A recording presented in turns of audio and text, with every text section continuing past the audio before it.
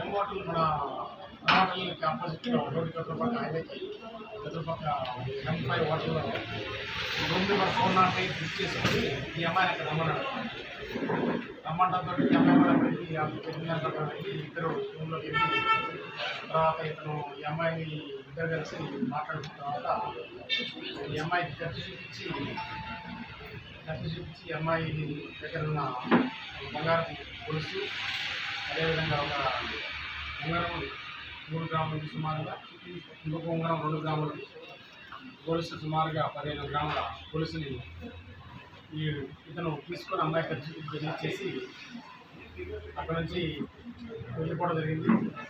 దాని మీద అమ్మాయిని కాళ్ళు చేతి కూడా కట్టడం జరిగింది. అమ్మాయిని బట్టలు కూడా ఇప్పించి అక్కడ కూడా బట్టలు కూడా ఇవ్వడం జరిగింది. కానీ ఎలాంటి జరగలేదు.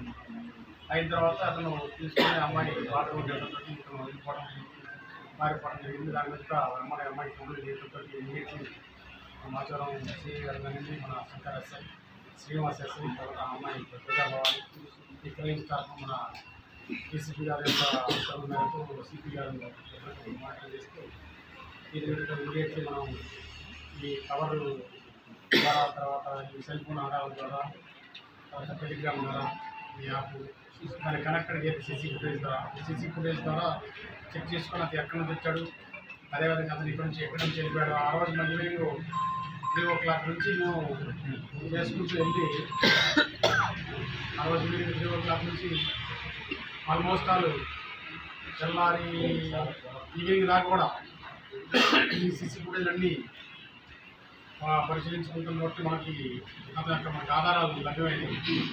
లభ్యమైనటువంటి అతన్ని ఈరోజు మనం అతన్ని ముద్దాన్ని అరెస్ట్ చేయడం జరిగింది. ఆ ముద్దాయి దగ్గర నుంచి మనం అతని యొక్క కన్ఫెషన్ స్టేట్మెంట్ ప్రకారం అతను చేసిన నేరం అంతా ఏ రకంగా చేసినట్టు చెప్పడం జరిగింది.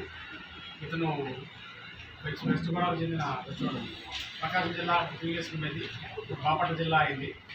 బాపట్ల జిల్లాలో సూదివారిపాలెం అనే ఒక గ్రామం ఉండేది. ఆ గ్రామంలో రైతు వారి కుటుంబంలో వాళ్ళ ఫాదర్ మదర్ ఉండేవాళ్ళు. దాని తర్వాత వాళ్ళు కూడా 30-25 years బ్యాక్ హైదరాబాద్ వెళ్ళిపోయింది. అక్కడ వాళ్ళ ఫాదర్ మదర్ వర్క్ చేస్తూ ఉండి 2 కొడుకులు, ఈ పెద్దోడు వీడు BRS ఇంజనీరింగ్ కాలేజీలో computer science artificial intelligence machine learning అని AIML చేసుకుంటూ దీని మీద కొద్దిగా సెల్ ఫోన్ మీద కంప్యూటర్స్ మీద కొద్దిగా అవగాహన ఉన్న వ్యక్తి. అతను మ్యాక్సిమం ఈ యొక్క దొంగతనాన్ని ట్రేస్ చేయకుండా ఉండడం కోసం అతను సెల్ ఫోన్ని డైరెక్ట్గా మాట్లాడలేదు. మామూలుగా టెలిగ్రామ్ ద్వారా మాట్లాడతాం అట్లా చేశాడు. సరే మన మనోళ్ళు సాంకేతికతలో కొద్దిగా బాగా సిపి గారు వేసి వెరీ పర్టికులర్ డీసీపీ మేడం కూడా సరితా మేడం కూడా దీని మీద క్షుణ్ణంగా పరిశీలించి వాళ్ళు ఎప్పటికప్పుడు మనం గైడ్ చేస్తూ ఈ రకంగా చేయండి అని చెప్పేసి మేము చెప్పిన చేసేదాన్ని మేము తెలియజేస్తూ ఉంటే దానికి మళ్ళీ యాక్చువల్గా ఈ రకంగా వెళ్ళండి ఆ రకంగా వెళ్ళండి అని చెప్పి మన స్టాఫ్ అంతా కూడా దీనికి మన సైబర్ క్రైమ్ కానివ్వండి లేకపోతే కమాండ్ కంట్రోల్ కానివ్వండి సీసీ ఫుటేజ్ అనేది చాలా ఇంపార్టెంట్. ఈ సీసీ ఫుటేజ్ వల్ల మన ఈ మధ్యకాలం సిపి వచ్చిన తర్వాత దీన్ని స్పెసిఫిక్గా సీసీ ఫుటేజ్ పెట్టించుకున్నామని చోట్ల చేయడం జరుగుతుంది. దీంతో మన పడబడ మర్డర్ కేసు సీసీ ఫుటేజ్ ద్వారా తెలిసింది.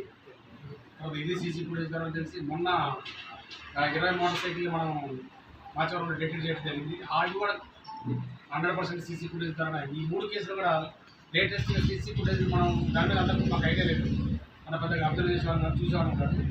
దాని తర్వాత మేము అంతకుముందు క్రైమ్ జరిగి కొద్దిగా అలసత్వంగా ఉండేవాళ్ళం. ఎప్పుడైతే క్రైమ్ జరిగింది ఇలాంటి క్రైమ్ జరిగిందో దాని మీద సిపి గారు ఎప్పటికప్పుడు pin to pin time to time అది ఇమీడియట్లీ స్పర్ ఆఫ్ మూమెంట్లో యాక్షన్ తీసుకుంటేనే అది డిటెక్ట్ అయితే మనకు ఏంటంటే అఫెన్స్ అయిన దగ్గర నుంచి ఆల్మోస్ట్ ఒక రోజున్నర వరకు కంటిన్యూషన్ మానిటరింగ్ చేసి కంటిన్యూషన్గా మనం టైం టు టైం అంటే 10 minutes 15 minutes 20 minutes అట్లా చేయడంతో దాన్ని కంటిన్యూస్గా డిఫరెంట్ వింగ్స్కి అలాట్ చేసి పంపడంతో ఒక పక్కన ఒకరు డిఫరెంట్ అన్ని రకాల ఒకరు సీసీ ఫుటేజ్, ఒక కెమెరాలు, ఒక సెల్ ఫోన్ డీటెయిల్స్, ఒక కాల్ డీటెయిల్స్, ఒక టవర్ డీటెయిల్స్, ఒక అట్లా ఒక IP అడ్రస్లు అట్లా అన్ని వింగ్లకి కూడా చేయడంతో ఏమైనా కేసులు కూడా ఈజీగా ఆ నేరం జరిగిన ఒక రోజు 2 నెలలోనే మనకి డిటెక్ట్ అవుతుంది. వాడు ఎంత జాగ్రత్త తీసుకున్నా కూడా మన యొక్క ఆఫీసర్స్ యొక్క గైడెన్స్ తోటి ఆధారాలతో ఈ యొక్క కేసును డిటెక్ట్ చేయడం జరుగుతుంది. అదేవిధంగా ఈ అట్లా చేశాడు. తర్వాత ప్రీవియస్ కూడా ఇతను హైదరాబాద్లో మైనాబాద్లో ఒక లేడీని బండి మీద ఎక్కించుకుపోయి అమ్మాయికి కట్టి చూపించేసి అక్కడ గోల్చి జరిగింది. అదేవిధంగా హైదరాబాద్ LB నగర్లో ఎలిమినలో ఒక హోటల్లో, అదేవిధంగా చేతిన గుర్తాల్లో హోటల్లో కూడా ఇద్దరు అమ్మాయిలు కంపెనీ చేయడం జరిగింది. హైదరాబాద్లో మైనాబాద్లో కూడా అరెస్ట్ చేయడం జరిగింది. ఆ 2 కేసులు కూడా జైలుకి వెళ్ళడం జరిగింది. జైలుకి వెళ్ళి లాస్ట్ మంత్ ఫిబ్రవరిలో ఈ ఇయర్ ఫిబ్రవరిలో రిలీజ్ అయ్యి వచ్చి మళ్ళీ ఇది చేయడం జరిగింది. ఈ రకంగా ఈయన నేరాలకు పాల్పడతా ఉన్నాడు. ఆ ఎడ్యుకేషన్ కూడా ఉన్న ఇంజనీరింగ్ చేసిన ఎడ్యుకేషన్ ఉన్నట్టు కాబట్టి ఈ రకంగా ఇక్కడ ఈ అమ్మాయిని చీటింగ్ చేసి అమ్మాయిలు కూడా ఈజీగా ట్రాప్ అవుతున్నాం. మెయిన్గా చెప్పాల్సింది ఏంటంటే దీంట్లో ఈ అమ్మాయిలు కూడా డేటింగ్ చేసడం కానివ్వండి, టెలిగ్రామ్ కానీ, వాట్సాప్ కానీ, ఇన్స్టాగ్రామ్ కానీ, స్నాప్చాట్ కానివ్వండి, ఇలాంటి వాటిల్లో ఈ లవ్ డేట్ యాటింగ్లో యాప్లలో అన్నెసెసరీగా ఇన్వాల్వ్ అయిపోయి ఈజీగా బెండ్ అయిపోయి అసలు వాడికి ఎవరో తెలియదు, ఈ అమ్మాయి ఎవరో తెలియదు. జస్ట్ 1 మంత్లో ఓన్లీ ఫోన్ ద్వారా మొఖాలు కూడా చూసుకోలేదు. ఫోన్ ద్వారా పరిచయం అయిపోయి అతను లాడ్జీ రావడం అనేది కూడా మన లేడీస్ తరపు నుంచి కూడా అమ్మాయిల తరపు నుంచి కూడా చాలా బ్లండర్ మిస్టేక్ చేస్తున్నాం. కాబట్టి ముఖ్యంగా చెప్పేది అంటే లేడీస్ని కూడా హెచ్చరిస్తున్నాం, లేడీస్ని కూడా రిక్వెస్ట్ చేస్తున్నాం. ఎవరన్నా డేటింగ్ యాప్లో కానీ ఇటువంటి వాటిలో కానీ ఏదన్నా ఇట్లాంటి పరిచయం అయినప్పుడు కేర్ఫుల్గా జాగ్రత్తగా చెక్ చేసుకోవాల్సిన పరిస్థితి ఉంది.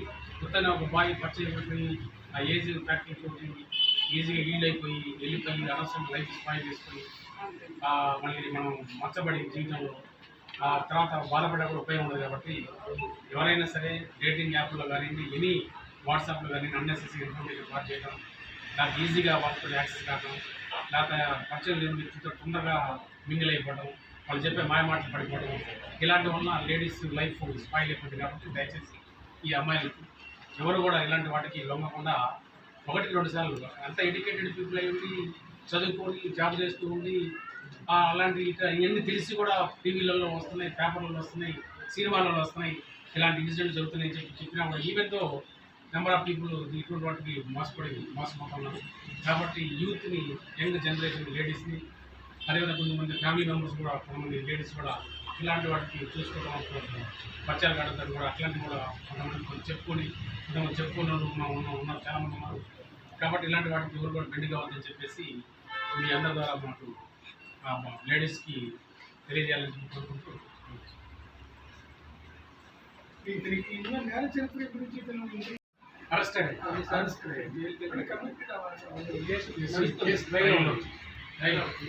లాడ్జీలో కూడా ఫేక్ పేమెంట్ చేశాడు.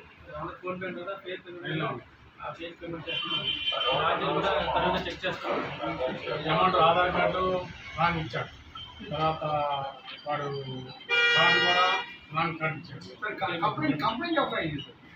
కంప్లైంట్ పేరు చెప్పొద్దని చెప్పలేదు.